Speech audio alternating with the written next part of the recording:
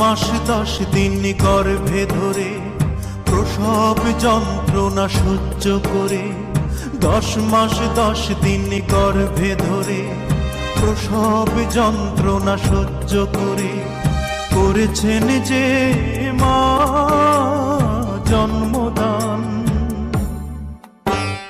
ঘুম পাড়ানি গান শুনিয়ে বুকের রক্ত দুধ বানিয়ে, ঘুম পাড়ানি গান শুনিয়ে বুকের রক্ত দুধ বানিয়ে করিয়েছেন যে মা দুগ্ধ পান।